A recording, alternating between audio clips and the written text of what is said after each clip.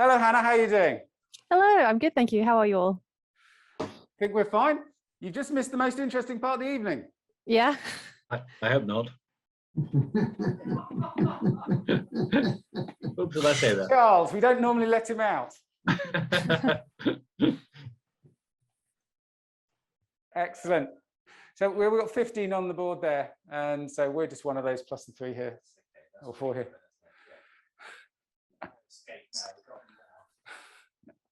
Excellent. So we can hear you okay, Hannah. Did you just want to do a quick screen share just to make sure your share's working okay?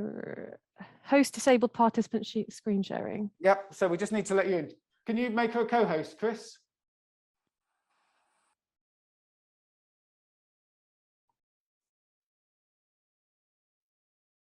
If not, I can do that. Not sure. Might be easier for you to do it, Simon, because I can't seem to do it here. It's all right. I got it. You should be okay now. Well, actually, now you should be okay, Hannah. There we go. Let's try this. That's it. It's coming out fine. Yep. And then let me just check, because if I do this, I then have to do that. Is that right? So we're seeing you. Oh, that's it. That's it. We've got it there. Yeah. Okay. Right. So it just takes 2 steps for me to do that. Cool. That works. Excellent. Okay. Can I just check? How long do you want me to talk for? How long can you talk for, Hannah? I have an hour-ish, 45 to an hour planned, but I realise I just assumed that, but I can shorten it if necessary. No, that's fine. An hour is fine. I think Charles has got his red wine, his bottle of red wine next to him. So he'll be okay. He's got it already. Okay. Can I have some? Although it's 2:30 in the afternoon here, so it's probably okay. probably not appropriate. Excellent. Well, you're based in Florida time, aren't you? So that's right. Yeah. Yeah. Oh wow. Right. So what I'll just do is I've just got a couple more, because everyone loves my slides. I've just got a couple more to show, and then we'll move on to you. Okay. If that's okay. Great.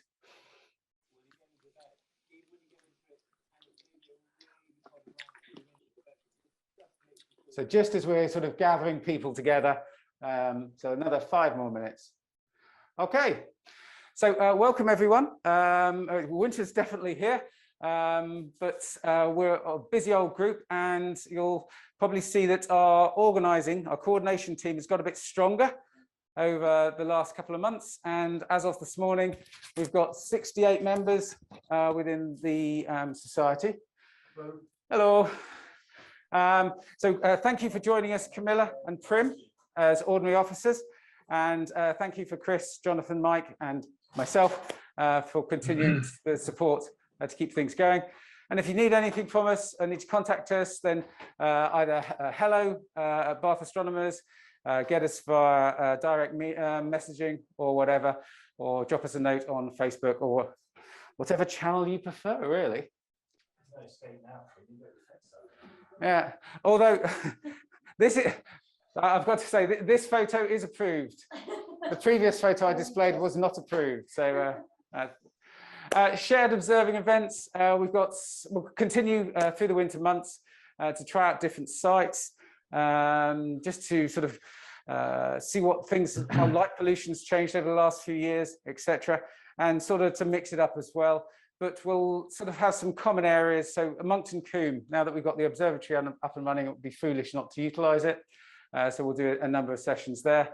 And the usual thing, which is it'll be a Friday all through to the Sunday, whatever weather day works, that'll be the shout. So perhaps a couple of days before, the shout will go out. Oh, I think we could make this one.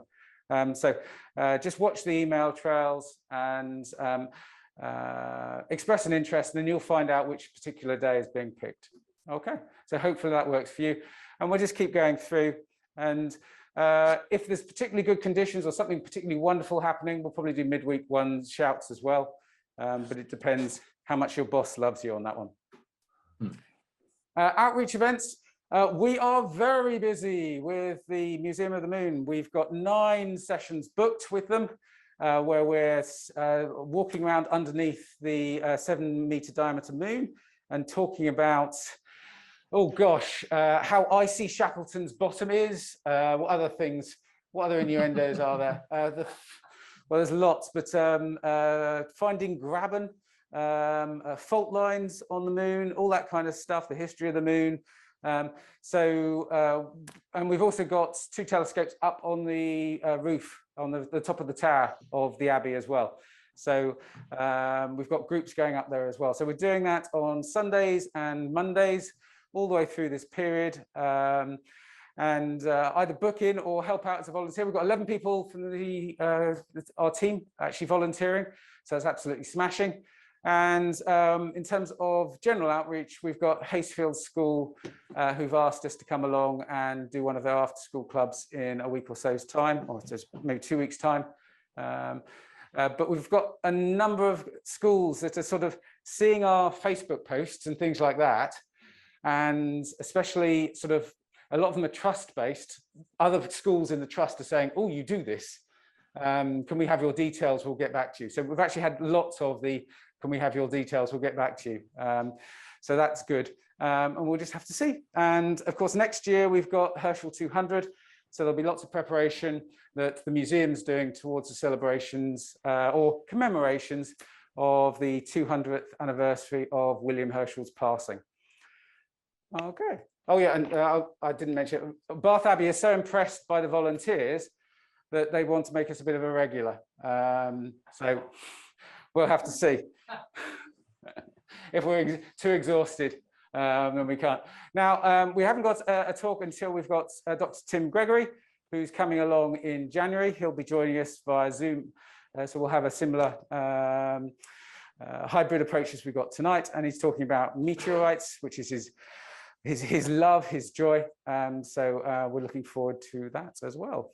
Now, rattling through, but we are lucky to have Dr. Hannah Sargeant, who, when I first spoke to her, she was working for or with the Open University on her topic, which is the Lunar Regolith and its resources.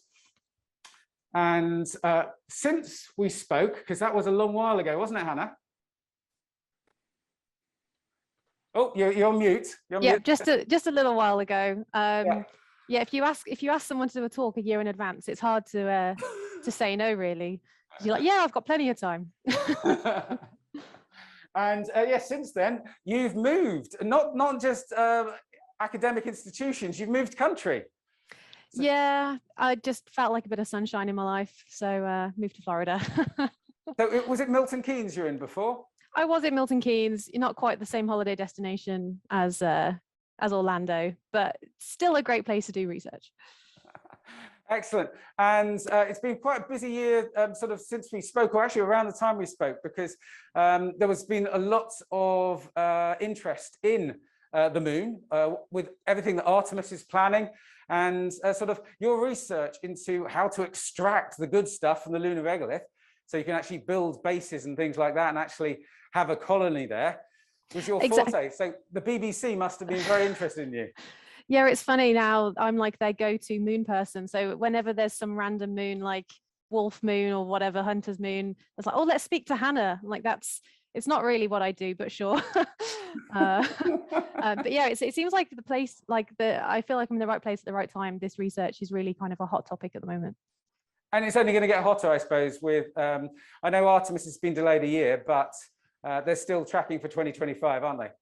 Yeah, so it's kind of, I mean, we've got, when you say Artemis is in like, that's the crewed lunar landing sort of thing, but there's this whole just rush of everyone is going to the moon, landers, orbiters, crews, everything. So there's just so much going on. I can barely keep up myself. So yeah, there's going to be a lot of information and data coming our way very soon. Excellent. Okay. Well, Hannah isn't just there for the science and things. She does loads and loads in terms of outreach. I suppose you were doing lots in the UK. Have things changed a little bit with what you're doing in Florida? Well, the move over here was hectic. Visas and COVID and everything is a lot. So I've held off from kind of agreeing to things over the last few months. So this is actually my first foray back into outreach since I was in the UK. Oh, it's great to have you. And thank you very much for sparing the time for us. Of course. And are you managing to get any ultimate frisbee? Because I understand that's your sport of choice. I would have thought Florida would be the place to be, would it not?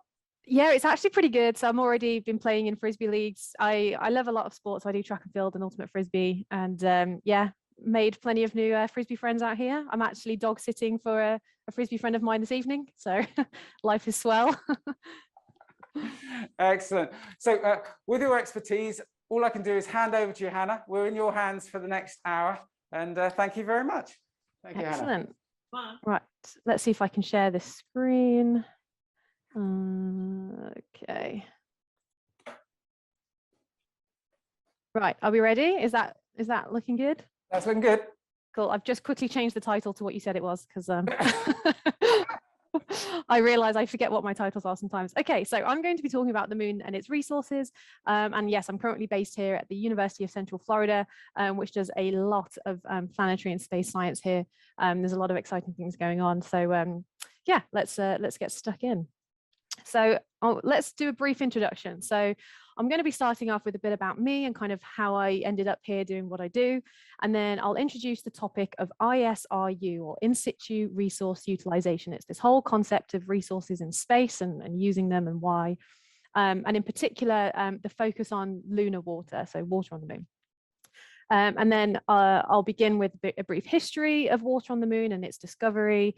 And then I'll start getting into this ISRU sort of concept. So how are we going to get to this water? How are we going to map it so we know how it's distributed across the moon?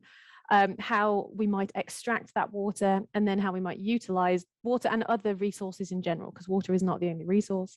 And then if I've got time, I'll just give you a few links and things of some different places you can explore the moon from the comfort of your own home. And within this talk, I'll just kind of throw in occasionally some links to some of the projects I've been involved in over the last sort of few years, just because it's the stuff that I know and is related and of interest, hopefully. Okay. So a bit about me. So I originally was a physicist, so I got my BSc at the University of Sheffield. And then I went on to work, well, to train and work as a teacher. So I got my PGCE from Loughborough in physics and maths teaching. So I actually worked in schools for a little while before I decided to go back to university to do my master's. So I do love teaching. That's why I love to do outreach where I can. But ultimately I missed science and research. So I did my master's in space exploration systems, and that was at the University of Leicester. And it's kind of like opened my eyes to all of the different types of space research that there is available, and what's importantly going on in the UK and what I could get involved in.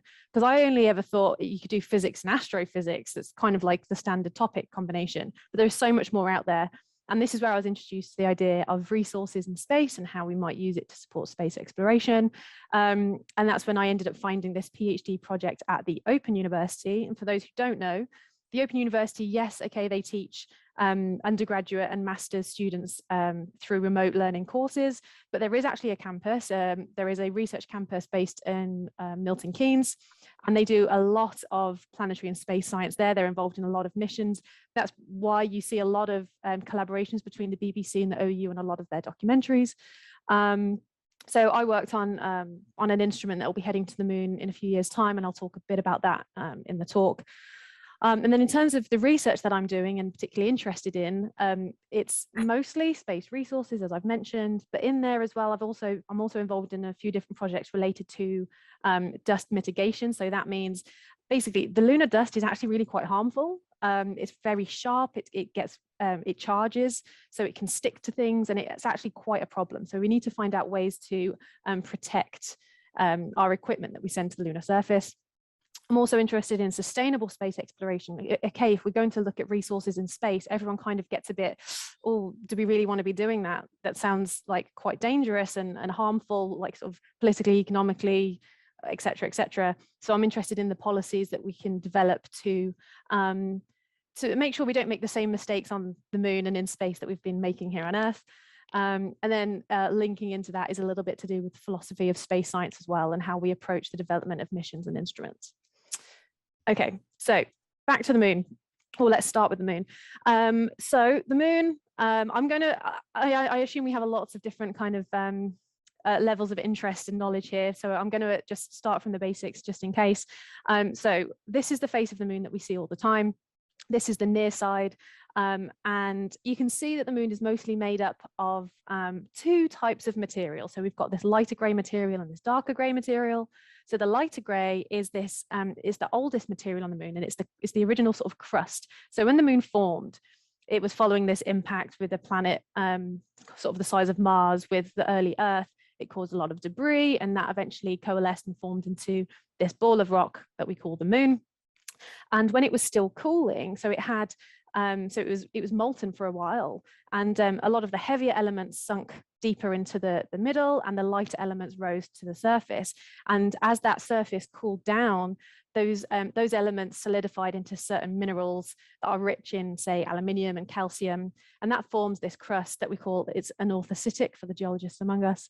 And you can tell it's older because it has a lot more craters than the darker areas on the moon. So more craters means it's been around longer, it's been exposed to more impacts over time from various things hitting the surface of the moon. So the younger areas are these darker grey, and this is the lowlands. And basically when the moon was still sort of molten in its interior, it would there would be eruptions, and it would flood these lower laying areas with this molten material. And because this material was from deeper within the moon, it was richer with heavier elements, so your iron and your titanium, and that's what makes this material darker. It's a basaltic material, and you can tell it's younger because it has fewer craters and such. So even just, and kind of my favorite kind of little fun fact here is that it's called the mare, which is, I think, Latin for seas, because ancient astronomers believed that they were looking up at the moon and seeing oceans in these darker areas. So yeah, we've got the mare, the darker areas, and the highlands, the old areas. So we've got at least these two different types of minerals that are present. But within that, there's actually quite a few different minerals, but they're just, because it's been impacted for so long, it's all kind of been crushed and impacted into this kind of fine rubble and dust. So the upper few meters of the moon is all this, just what we call the regolith. But there are a lot of resources within there. There's a load of different elements that we can extract. And there's also other processes going on around and on the moon that gives us access to other resources that might be potentially available. And just to kind of fix one of the other common misconceptions about the moon is, so I was talking here about this near side. So the far side of the moon, we just don't see very often because the moon tracks around Earth. So as the moon is spinning, it's actually orbiting the Earth at kind of a similar pace, which means that we only ever see this one side of the moon. But the far side, we have lovely images from orbiters and from missions that have been kind of been around the moon. It's not the dark side, so it sees just as much sunlight as the near side. But yeah, I always like to address that early on. Okay, so back to the moon and its resources. What's there and why do we care so much? So when we're talking about resources and using resources in space, we use in-situ resource utilization. So I will use the term ISRU potentially quite a bit throughout this talk, and this is what I'm referring to. It's this concept of using local resources to support current and future missions in space.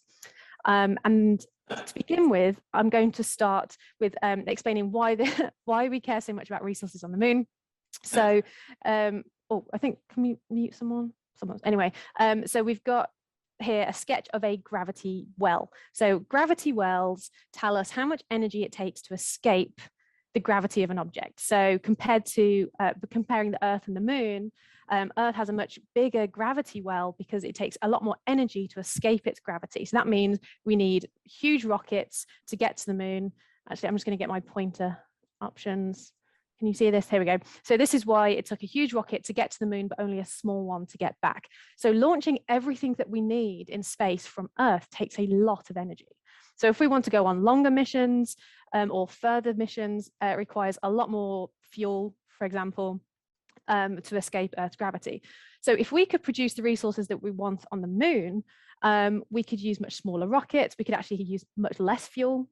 So this is where this whole issue comes in of at least addressing one of the major problems, which is getting all of the supplies that we need in space. There we go. So one of the concepts is actually using the moon as a stepping stone to get to Mars. So I've got a nice little schematic here. So for example, let's say we were able to produce the fuel that we needed on the moon to get a crew from low Earth orbit to Mars. That would mean that we would only need to launch the crew and the fuel needed to get us to low Earth orbit. And then we could rendezvous with the fuel from the moon and continue on our journey to Mars. And then on Mars, we can produce the fuel that we need to come back and then come backwards on our journey. Instead of needing everything that we need and all of the fuel that we need, launching from one or multiple rockets here on Earth.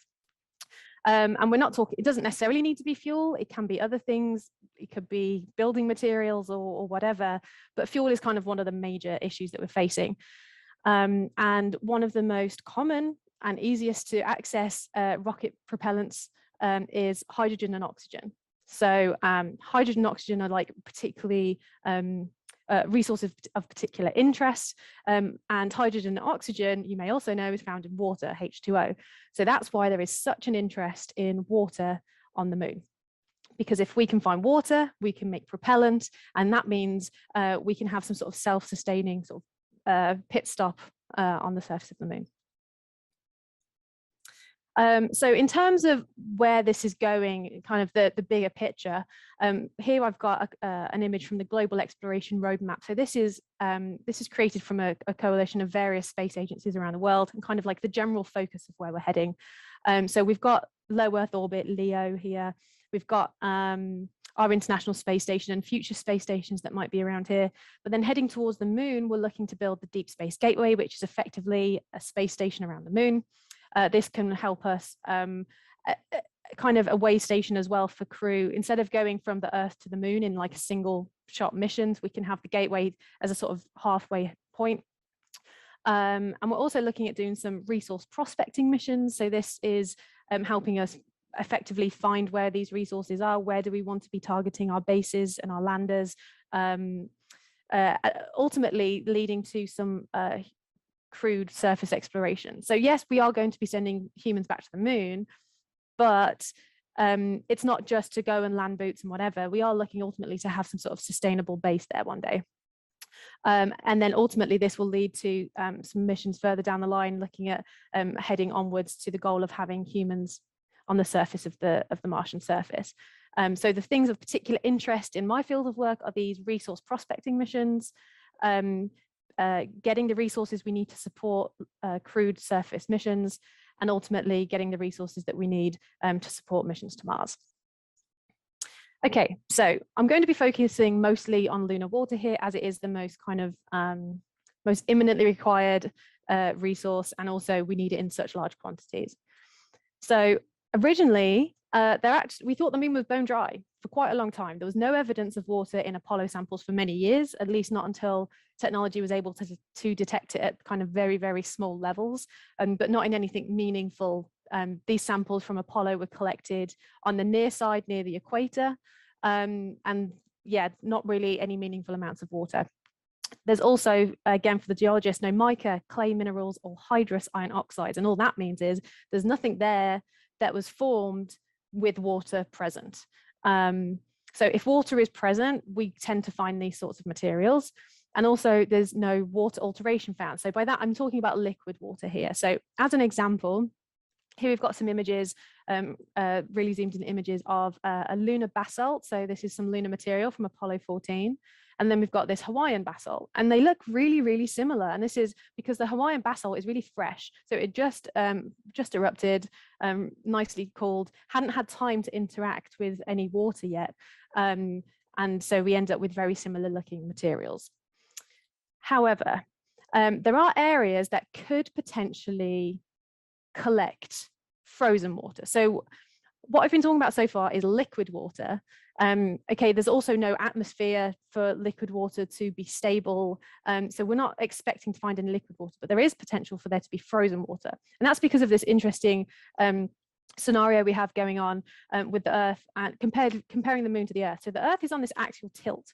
And this is why we get our seasons. Sometimes the poles are closer to the sun, sometimes the poles are further away from the sun.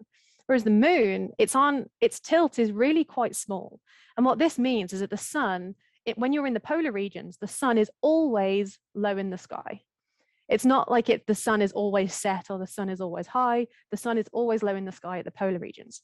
So this means if you have craters in the polar regions, in the bottom of these craters, there is never any sunlight. There is always a shadow.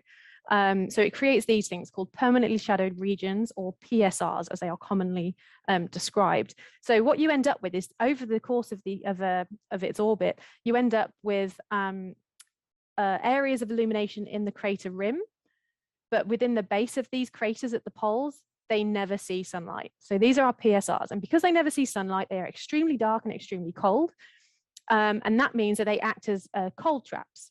So if there is ever any water molecules nearby, so let's say a comet or an asteroid or something has impacted nearby that brings with it some water molecules, say it had some frozen water in it, most of those water molecules will likely vaporize, yes, but some of them, if those molecules strike a cold surface, they'll stick there. So over millions of years, these water molecules kind of add up, and we think there are these water deposits in the base of these shadowed craters. And this was suggested, and then we started looking for it. So there was evidence, we found evidence for hydration. So, but when you see hydration, that's like a funny word. What they're meaning here, it's not necessarily, oh, it's got water, but it's got hydrogen and oxygen. So that it could be H2O, or it could be HO, which is hydroxyl. But it means that at least the ingredients are there, which is one important step. And some maps were made of these hydration regions, and they mapped relatively nicely and closely to these permanently shadowed regions. So this was a really good start.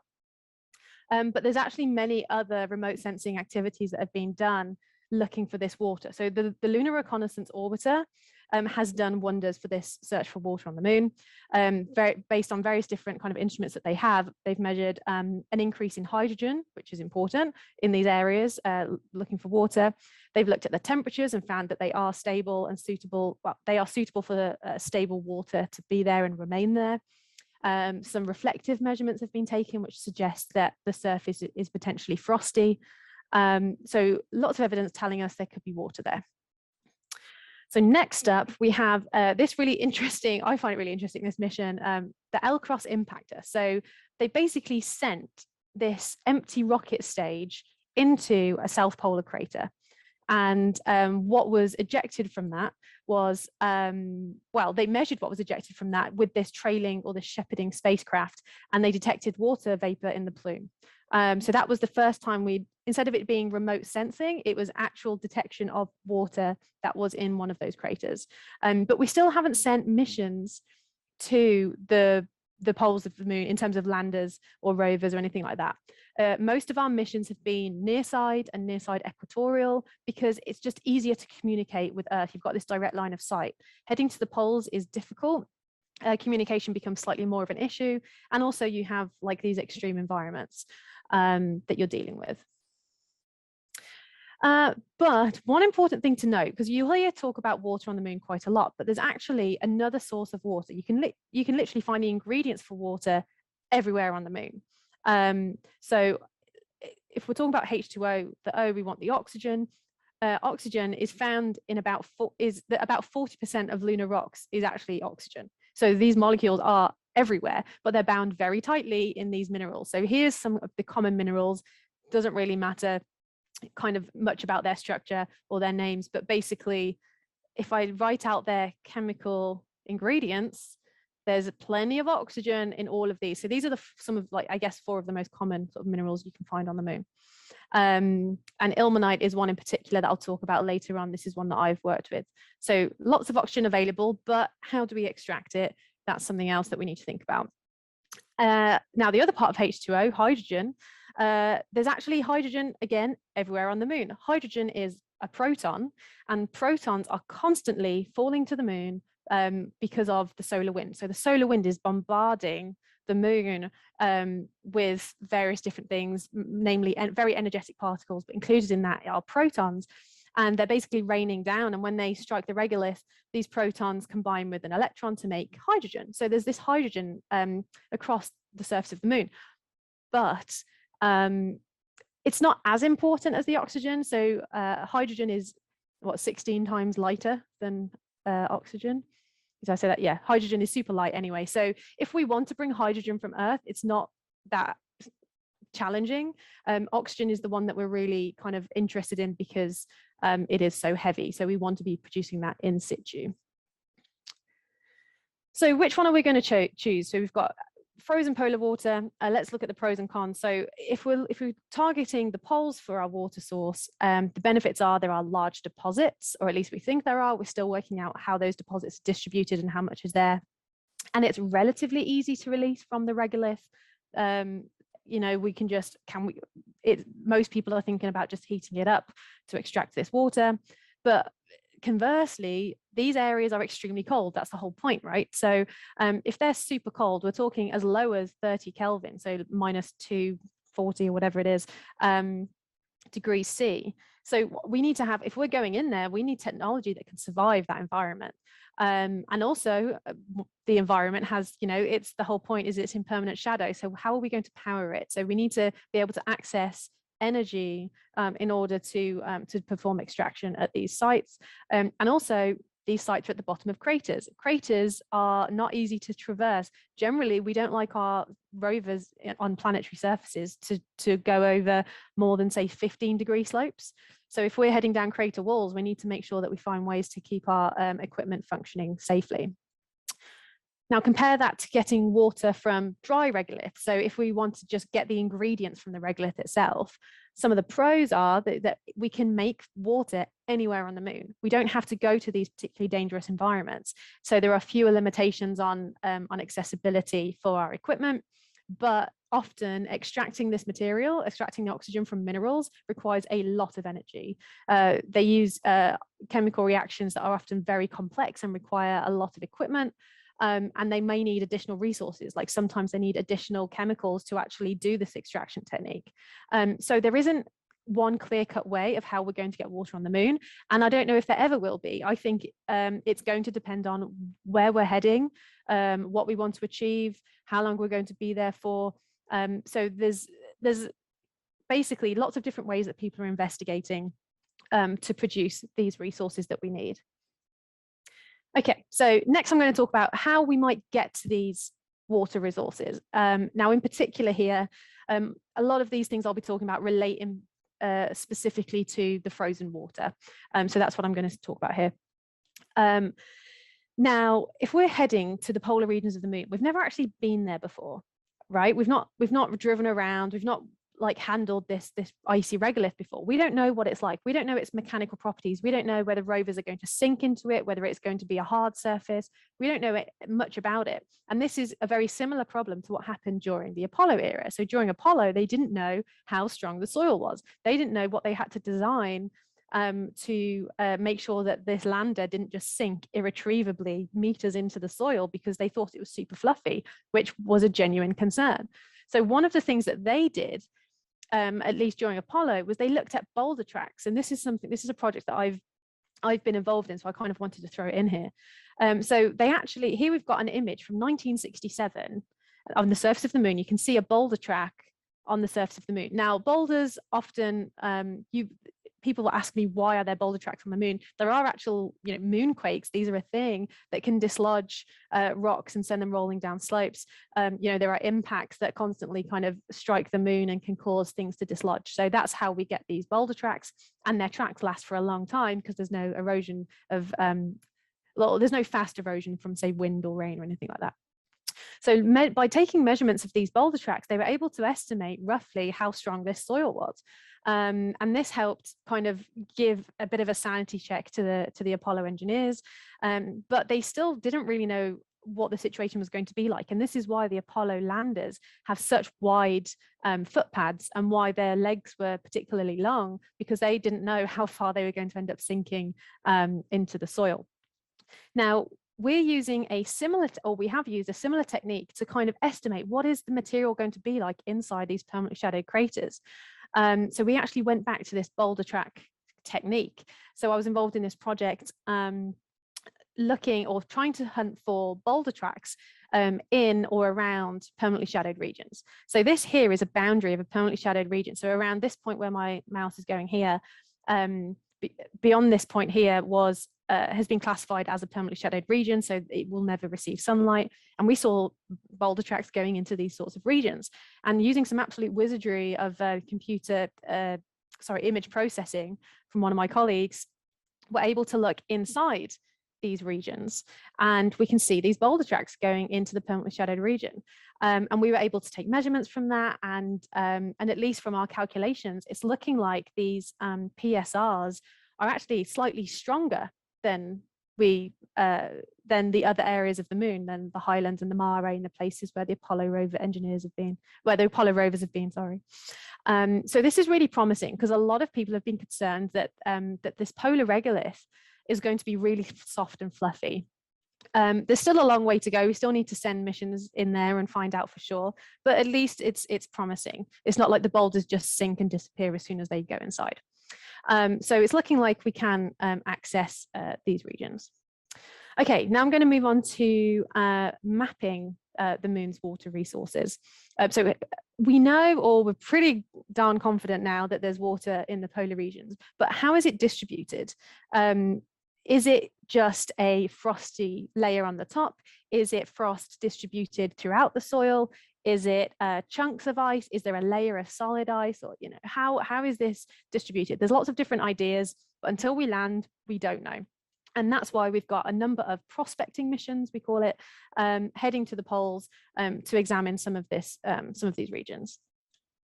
So I'll start off with this mission here. So this is the Lunar 27 mission. So this is a lander heading to the poles in around heading to the South Polar region in around 2025. And on board is a European Space Agency payload called Prospect.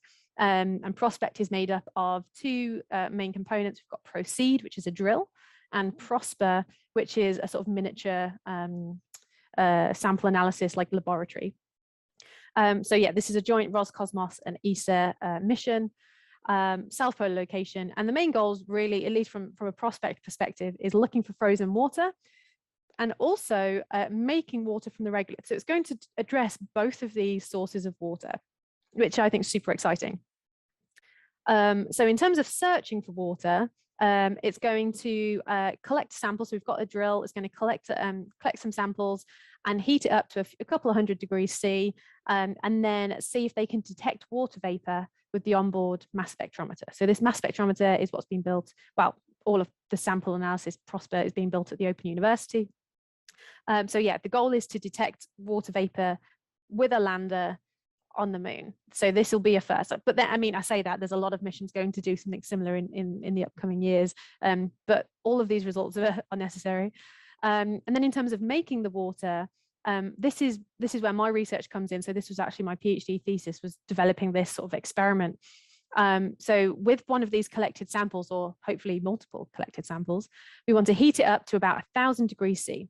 And then if we add in some hydrogen, so we've got some small canisters of hydrogen on board as well, that hydrogen will bond to the oxygen inside any ilmenite present. So I showed you those 4 minerals earlier, and one of them is this mineral ilmenite. And if you heat it in the presence of hydrogen, water is produced. So then the goal is to collect that water with an onboard little cold trap. So it's just a cool spot where we hope to collect the water and then measure how much we've made. So if it's successful, this will be the first time that we've made water on the moon, which I find really exciting. And hopefully it'll work and it doesn't, you know, blow up on launch or something like that, which is a very real possibility with space exploration. So another example of some of the upcoming missions, we have Viper. So this is a NASA mission, and it's part of the CLIPS program. So you may have heard of it. It's called the Commercial Lunar Payload Services Program. And it's basically, there's going to be an influx of missions heading to the moon on these commercial landers. You'll see rovers, landers, individual instruments, there's plenty going on, heading to all sorts of different regions. So this is a NASA mission heading to the South Pole, but the benefit of this one is that it's mobile. So with Lunar 27, it's a lander. It has a drill that can like move its arm slightly. So maybe there's a region of a few meters that it can analyze. But with Viper, it can travel a fair distance. I can't remember quite how far it plans to travel. But the goal is to look for frozen water and also perform some of these mechanical properties tests. So what I was mentioning earlier, trying to understand what type of soil is this, how firm is it? Because that will, it's not just informing the exploration kind of missions and things like that. It's also going to inform the future, the mining industry that will inevitably going to be created on the moon. You know, we need to know, you know, the type of drills that are required, how strong they need to be, and whatever else. So these mechanical properties tests are actually super important.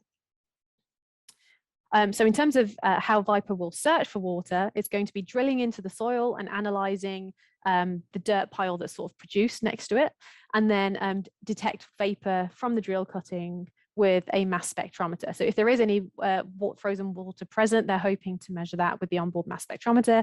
Mass spectrometers, for those who don't know, are a super important instrument for basically telling you what it is that you're looking at, or kind of particularly with vapors and things, yeah, what volatiles are present. And in terms of the physical properties, it will be analysing that by looking at how hard does the drill have to work basically to get into the soil. That is a really important result. And also taking images of the wheel prints left behind by the rover. And this is exactly the same principle as Boulder Tracks, but on a much smaller scale. So looking at the strength of the soil in those upper few centimetres, not just you know, the upper few metres. Another lunar rover. Now, this is a concept. So I wanted to mention it again because this is something that I've been involved in, so I know more about it. So this is the Love Me X rover, which I think is a great name. And the Open University were involved with this, so this is why I was involved. So it's part of the Horizon 2020 program, which means that it funded European groups, and so the UK and a number of other European countries collaborated on this idea for a number of years. And it's a rover concept designed to head to the lunar poles. That's why you see it's got this vertical solar panel, because if the sun's always low in the sky, you're going to want to need your solar panels arranged to accommodate that. And what's interesting is that it uses a standardized payload platform. So it's designed to carry a number of different payloads. So the idea is that anyone could like contribute a payload to this. So you might have heard of a CubeSat, which is a standardized like 10 by 10 by 10 centimeter cube. They're often released in Earth orbit as miniature satellites made from like schools or university teams. It makes designing space instrumentation affordable for small teams and small groups. So space exploration doesn't have to be, you know, this multi-million-dollar endeavor. So it can hold a number of different CubeSat payloads. It also is designed to carry a drill and a mass spectrometer, two of the most important components of a polar exploration rover. And one of the things that I find most interesting about this concept is the idea of having deployable payloads. So I'll show this little, if I can get this pointer, get this working. Here we go. So here's a nice little video that was made for Love Me X. So on board, it has 2 deployable payloads, one of which can literally just be left on the surface to take whatever measurements that are wanted. We could include a mass spectrometer, for example, see if there is a volatile movement over multiple lunar days. And it means it can take measurements without interruption from the rover. So as the rover is roving around, it can kick up dust and all sorts of things, and that can be quite disruptive. So that's one interesting idea. And the other one is this one, which is literally launching a payload into a crater. You know, if we don't have to necessarily send entire rovers into craters. We can just launch dispensable payloads into the base of craters to take some measurements and then communicate the results back to a rover or lander or whatever it is. So it's trying to find innovative ways to overcome some of these harmful or hazardous environments. Okay. So let's say we reach a point where we have mapped the moon's resources. We know how far that water is distributed within the soil. We know how much there is, and we've targeted where we want to go. How are we going to extract water on the moon? So when we're looking or talking about water ice in the poles, one of the main ways of doing that is by using heating, but there are different ways to do heating. So here's like one example. We've got this kind of collection chamber sat in a PSR in a shadowed region.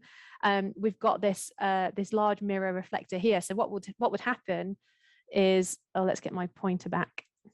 What would happen is we would have a solar focusing array or whatever we want up on the crater rim where there's permanent sunlight, and that will direct light into this reflector, which will then focus it into this collection chamber, heats up the regolith, water vapor is released, and then we can collect that water vapor.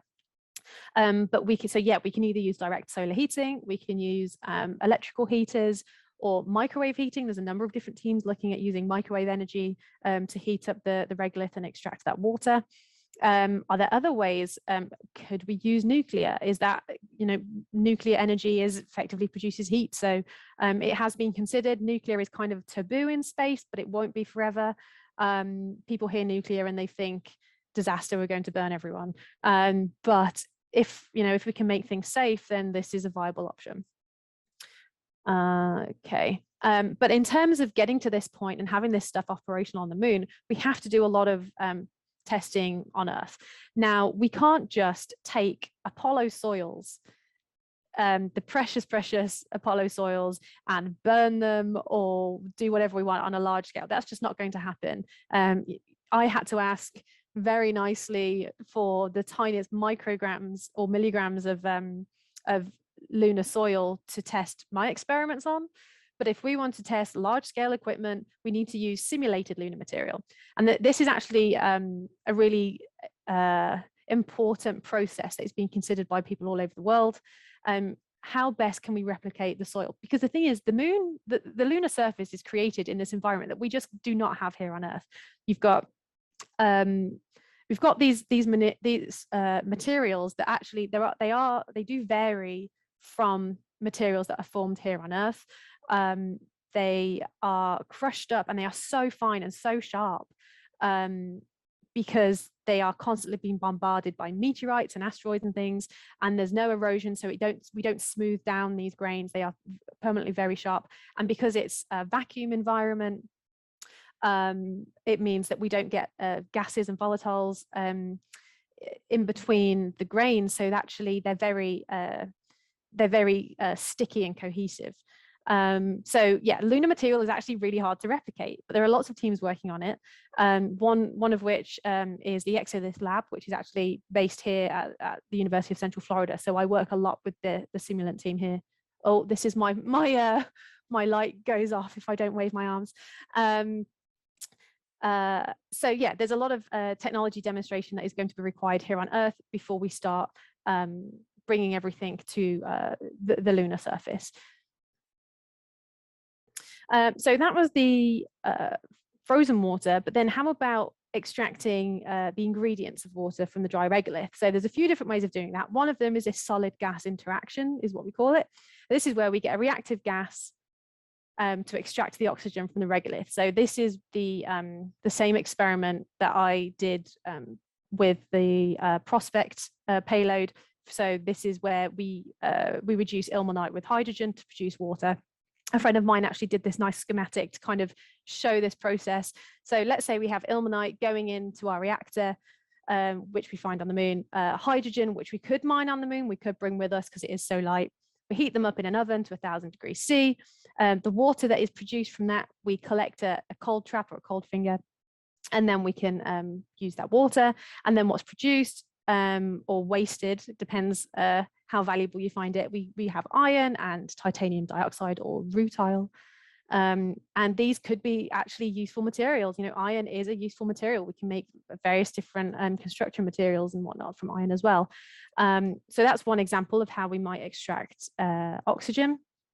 We also have molten separation. So this is where, molten regolith electrolysis, molten, so it's liquid, it's hot.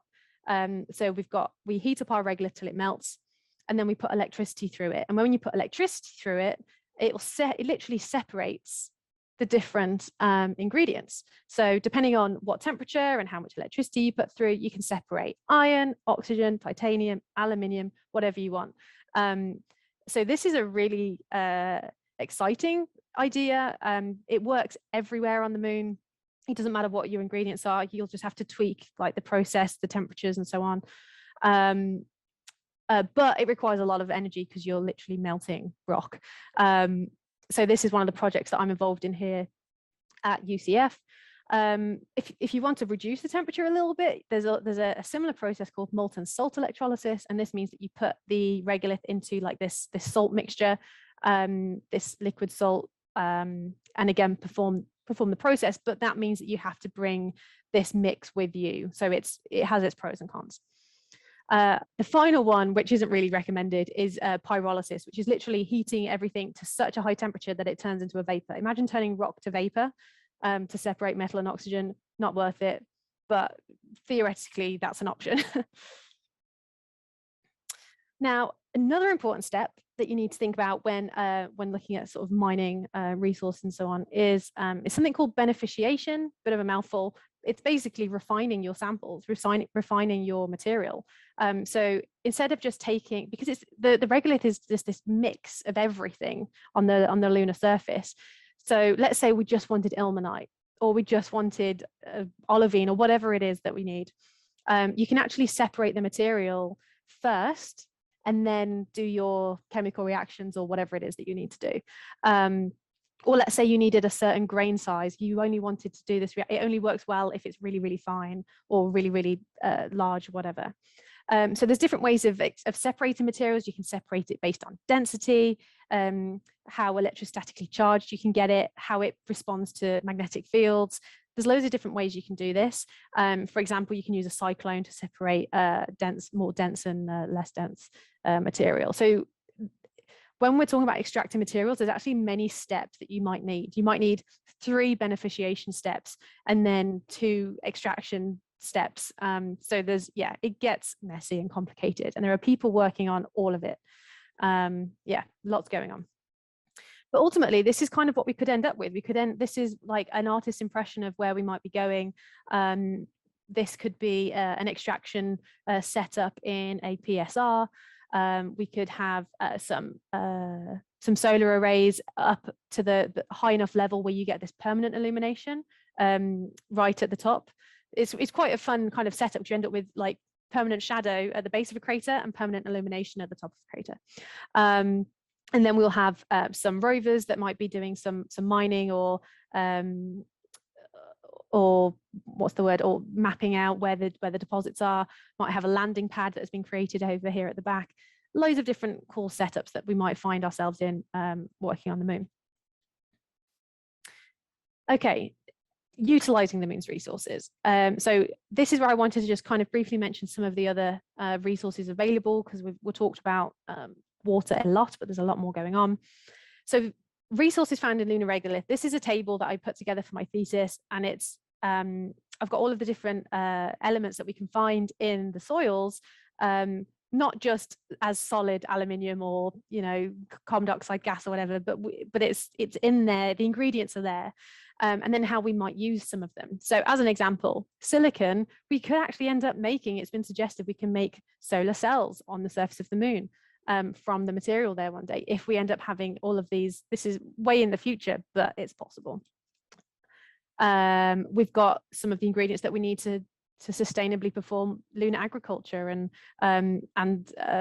grow the plants that we need to produce again oxygen to support crew, or maybe propellant.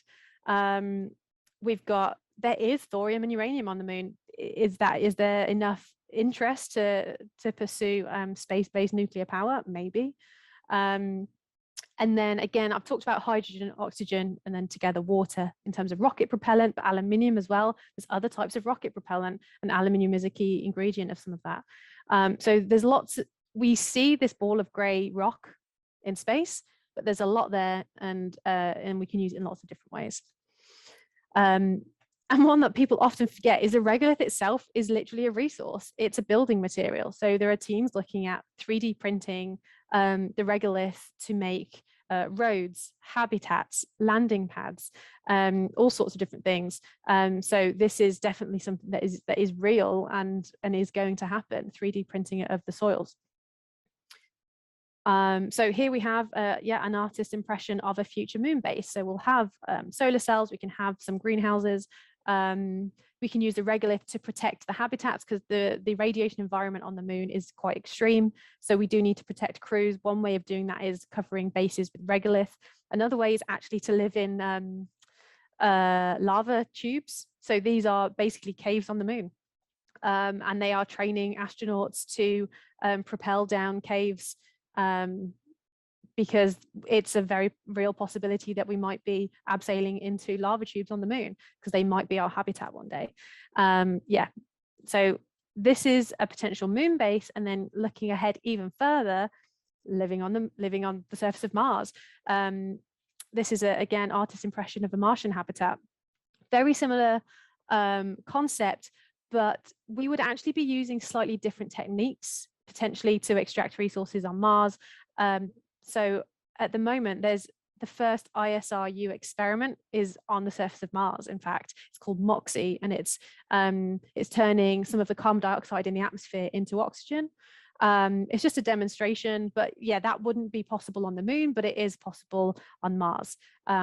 So some processes we might repeat, some not so much.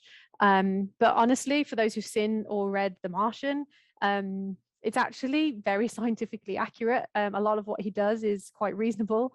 And yeah, Matt Damon and the character that he plays manages to be quite resourceful on the surface of Mars. And this is ultimately kind of what we're looking to do. So I'll just spend just a couple of minutes real quick. Now it's kind of showing you some of the links that you can use at home to explore the moon. And these are resources that I've actually used in my research. But they're also just super interesting just for general fun for the nerds among us. So we've got 3 different links here. One of them is Google Moon. So if you've ever used Google Earth, I would recommend using the desktop version, which is free. It's called Google Earth Pro, but it's free.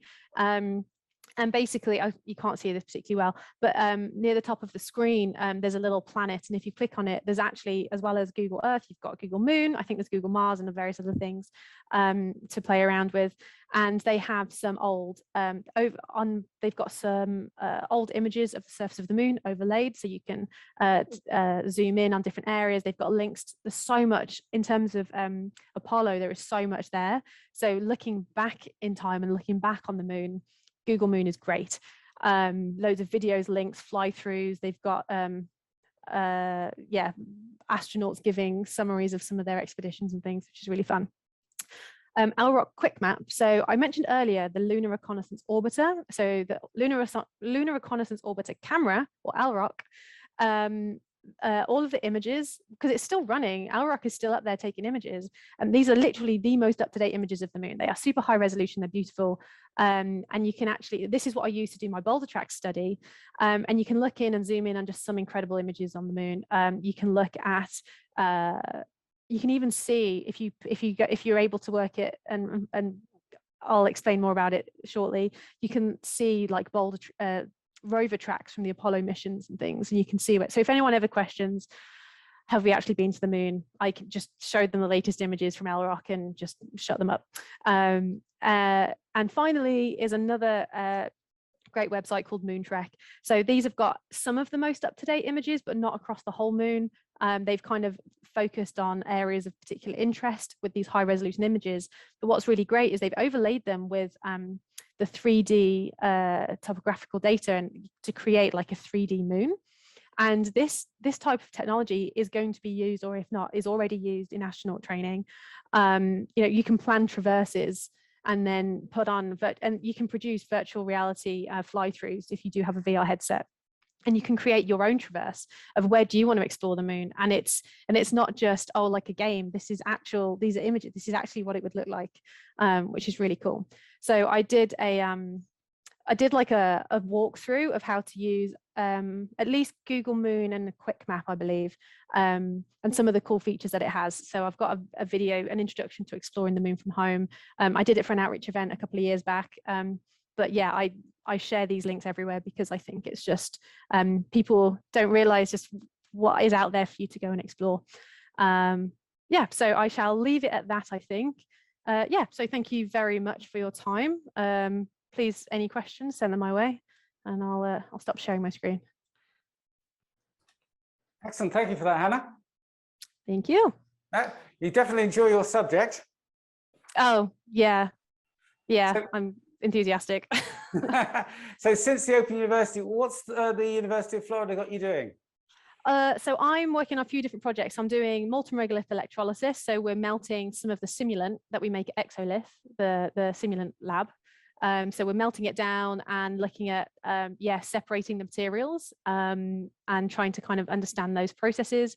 And I'm also working on making an icy simulant, trying to replicate some of those complex environments in the poles of the moon, and looking at how I'm modeling how dust interacts with rover wheels. So when we do send rover wheels, well, when we send rovers, hopefully attached to the wheels, to the surface of the moon, how the dust clouds that are produced, how does that interfere and interact with some of the experiments they're doing? That will keep you very busy. In terms of that, is that a 2-year, 3-year thing, or?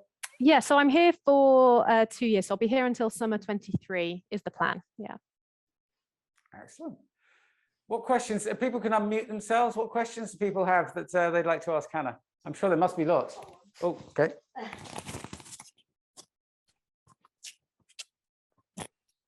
Thank you, Simon. Hi, Hannah. That was a really interesting talk. Can I ask that you hear about lots of missions that different countries are sending off to the moon, China, India, and other countries. How much collaboration actually goes on between all of these projects? Do you know? Yeah, good question. A lot, actually, surprisingly a lot.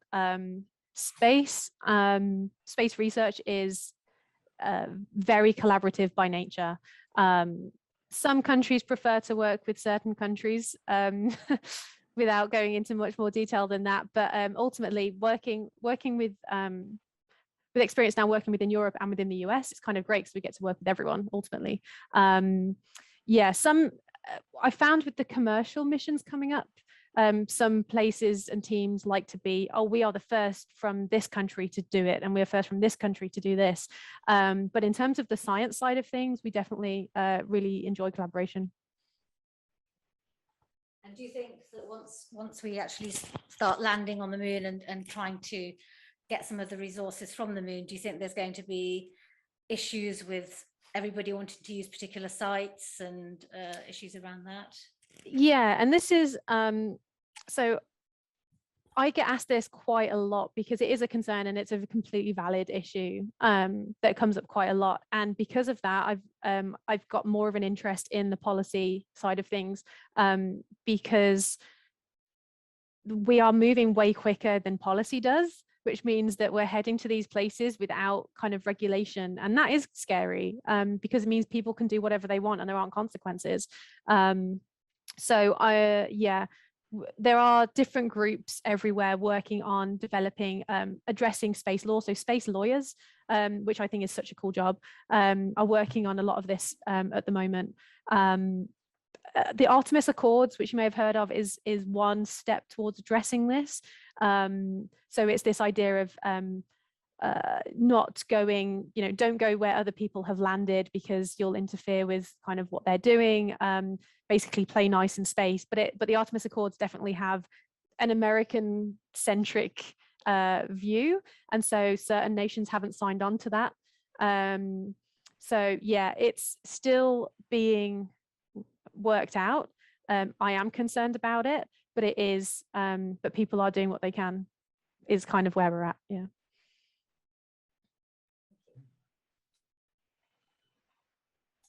Any other questions? Sure, there must be. Can I have one? Can I have one? Yeah. It's a great talk. I agree, and fantastic. And I thought you explained it all very well, and it was very illuminating. I got a sort of basic question. I sort of get why water is the key thing, because you require so much of it for fuel and for other purposes. To what extent is that true? Is it so 90% of the mass problem, or is it sort of 99% or 50%? Do you see what I mean? Just trying to get a scale of just why, how much it is the key thing. Simple question. I really should get an answer to this question because it's one I do get asked a lot, and I'm terrible. So space economics is where is this kind of issue. Basically, they tell us that we need the water, so we go find it. Quantity, I don't know. But as like, just to give an example, Saturn V, rocket that took humans to the moon, you've got the crew with this tiny little capsule right at the top. The rest of that rocket, 90 meters or so of that rocket was fuel. So, I mean, the figure in my mind is 90%. No, yeah, I mean, like I wouldn't be surprised. 90% is, not unreasonable. Yeah, because that tells you, because if it is 90%, then you spend most of your effort on sort of developing the means of extracting water, and all the stuff about the aluminium and all this to just bring with you from the Earth, because it's just Yeah, so the other resources are, once you've got an established, I guess, colony, really. I'm not claiming that we're going to be have a factory on the moon in the next 10 years to build solar cells, but it's ultimately where we're heading, and I think it's always fun to see, just so that people realize that the moon isn't as boring as it can sometimes look. Sure. Thank you. I was going to ask the coal traps and the water inside them. Is it local to those areas, or does it migrate from other regions of the moon downwards or upwards? Yeah, this is a fun bit. So what they think happens is that there's like the water molecules sort of hop across coal traps. So whenever there's always impacts and things. So if you did have some frozen ice deposits, if there was an impact, it might dislodge some of that water, some of that might dissipate, some of it might collect at another coal trap. So they think there is actually some sort of water cycle on the moon, nothing like what we have here on Earth, but there is definitely migration of water, which is quite a fun concept to imagine. Yeah.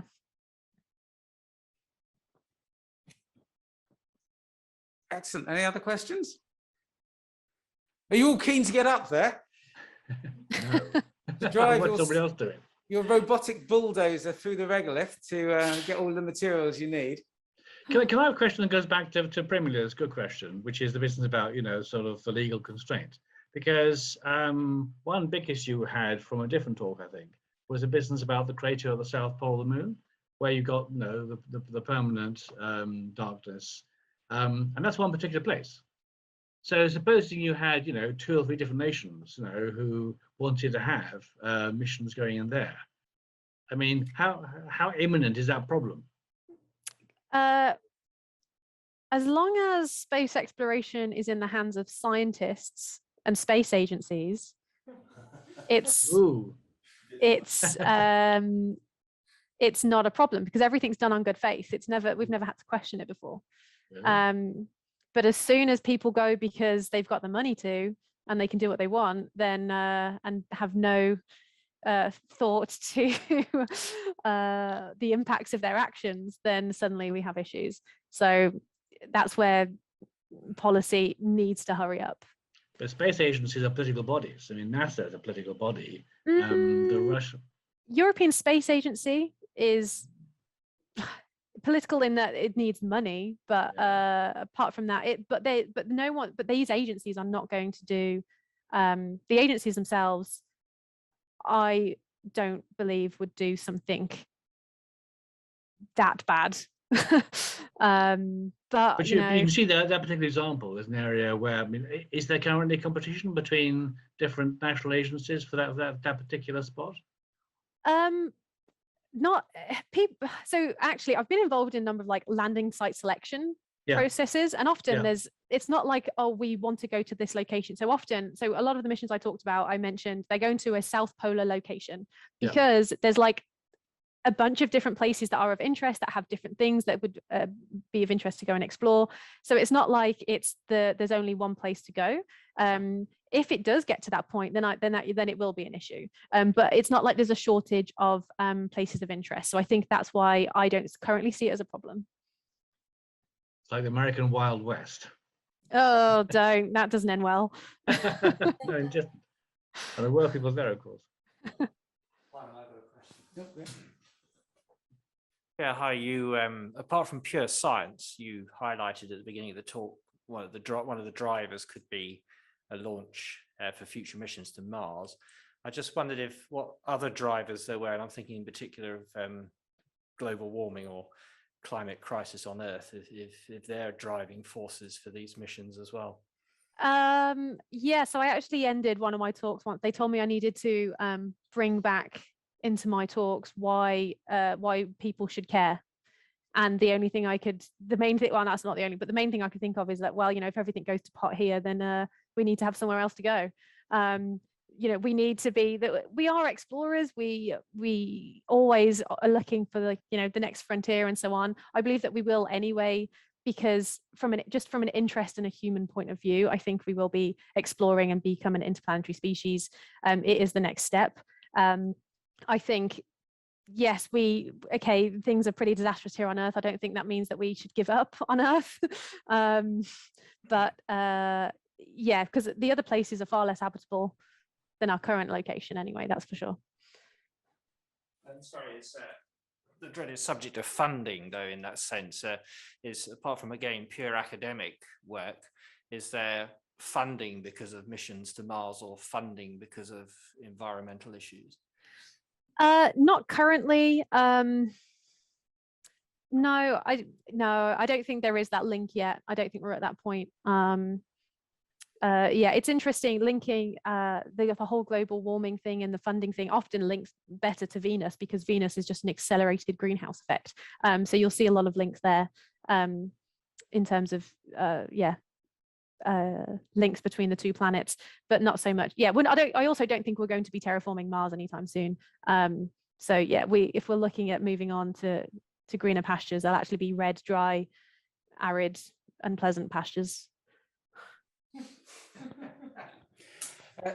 It's an argument about manufacturing. I mean, there's quite a big deal being made of what can be done in terms of manufacturing in low Earth orbit, and some commercial ventures to do that, as I understand it.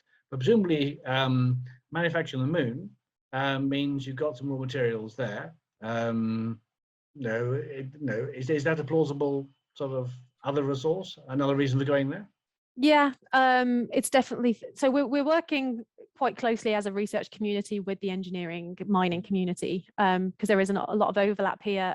There is interest in what the moon can offer in terms of its low gravity, both in manufacturing and the vacuum environment. Could that be a benefit to mining and manufacturing? Perhaps. There's kind of this like chicken and egg problem though, because we need the engineering, the engineering community need money and reason and like a market to sell to, but that's not going to happen until we can prove proof of concept and demonstrate these technologies. But we can't demonstrate those technologies without the engineering input first. So we're kind of in this loop of we need this information and we need investment first without there being a market to then generate the market. You need visionaries. Yeah, with big pockets. Mr. Musk, perhaps? Oh, don't. Yeah, just his money and not him would be great. So could you create a picture for me though, because you keep saying in the future, and say you mentioned a decade, but if you were to speculate and sort of like turn the clock forward, what do you think the kind of timeframes are for actually setting up something like the ISS as a community on the moon, and then how that might grow? Yeah, the inevitable question. We will have people on the moon this decade. We will have an orbiting station that is, what do we call it? Crew tended, so not permanently inhabited like the space station, but it will be tended to by crews the following decade, with the beginnings of, I think, frequent to and fro to the lunar surface, and I would say a moon base 2050.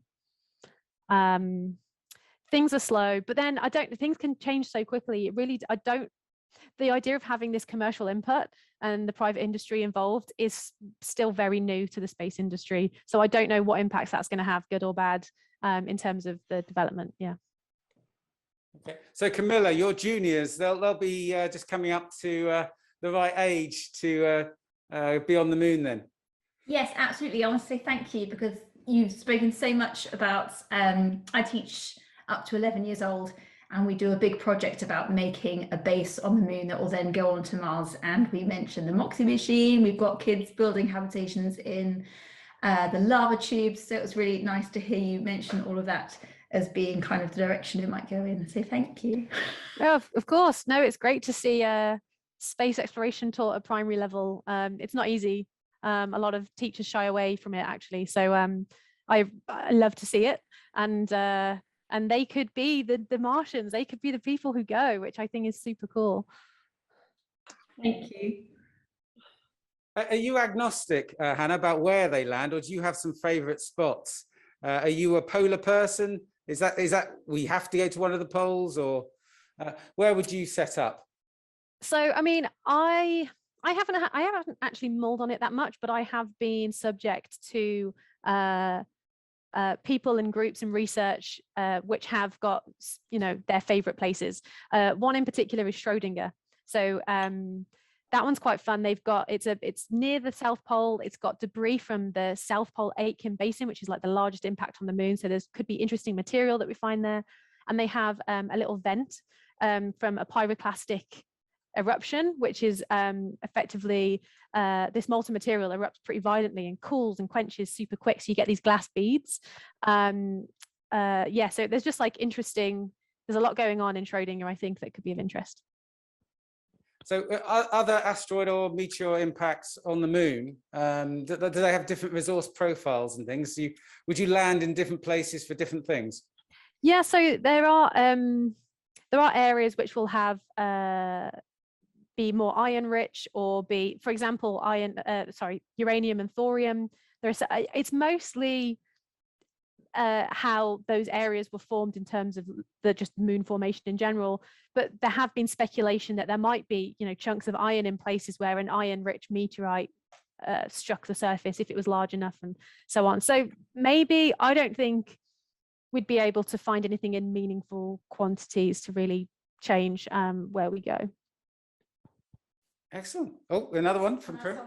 I just wanted to ask about those little bases that you were talking about, perhaps on the moon. What sort of risk assessment's been done about more impacts on the moon and how they could damage what we try and build there, considering there's no atmosphere to kind of, you know, absorb medium size? I can't say I know much about what analyses have been done. From my understanding, the risk level seems relatively low. I wouldn't say any more so than, well, it would be slightly more so than, I guess, the ISS. It's kind of like an assumed risk. I guess lava tubes are really helpful with that if we are living underground, or with protection from regolith and such. Yeah, it's enough to scare me, but maybe not the engineers and the astronauts who do go. Yeah. Can I ask about these lava tubes? I mean, there's plenty of evidence of collapsed lava tubes. What do we know about ones that are not collapsed that we could use? Not a lot. So that's kind of why we need to send some missions in there as well, actually. So I'm not a geologist. I pretend to be a lunar geologist occasionally, but this is kind of out of my wheelhouse, unfortunately. I just know that they are of interest, I'm afraid. Sorry, yeah. And I suppose, just sort of selfish, I love looking up at the moon. Do you think that the effect of mining is ever going to actually have such an impact that you'll be able to see it from the Earth? No. In summary, again, but this is again a really valid concern. A lot of people are, you know, you hear mining the moon, and it's like, you know, they imagine I'm nuking a national park or something. It's this beautiful thing, and I'm protective of it as well from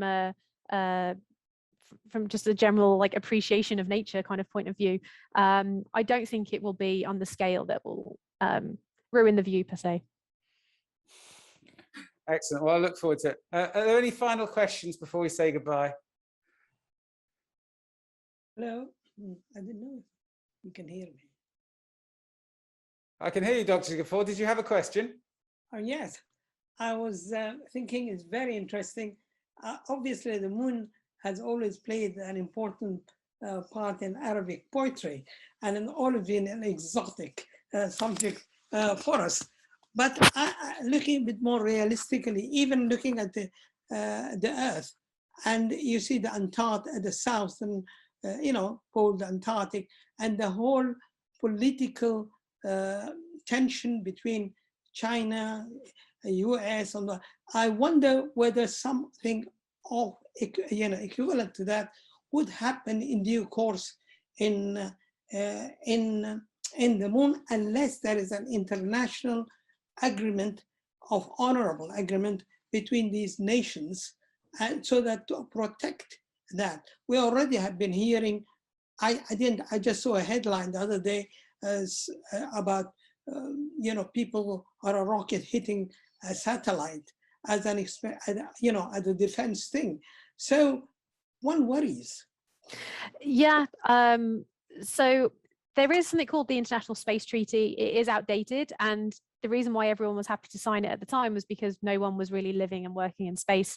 So as part of it, it was that you can't own resources in space, but in order for us to kind of move forward and progress, that has to change, which is why they're trying to update the International Space Treaty, that people are, some people are agreeing and some people aren't. So we're still working on that. I have hope in that, you know, how the Arctic and Antarctic are sort of these protected zones where science happens, we have our bases, and I'm envisioning, or in an ideal world or ideal solar system, I'm hoping that that is kind of what we'll end up doing. But yeah, that's why policy and, in my eyes, consequences for breaking policy need to be very real.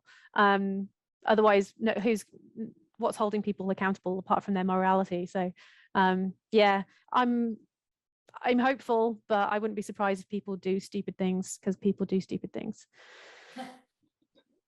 Thank you. And unfortunately, they probably always will. Yeah.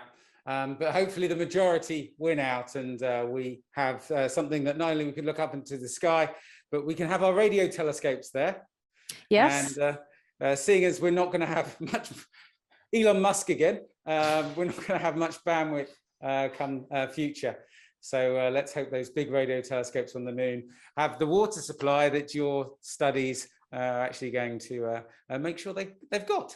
Excellent. Exactly. Yeah. So I mean, I talk about space exploration and everything, but in that I see it as, it's not just us exploring, it's enabling more science, more discovery, and I think that's really cool. Excellent. Well, on that point, I'd like to thank you, Hannah.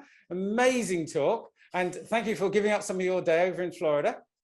Of course, thank you for giving me a reason not to do my real job. And welcome back to the outreach now that you've moved back or moved to the States. So hands together, everyone, and thank you very much. Thank you, everyone.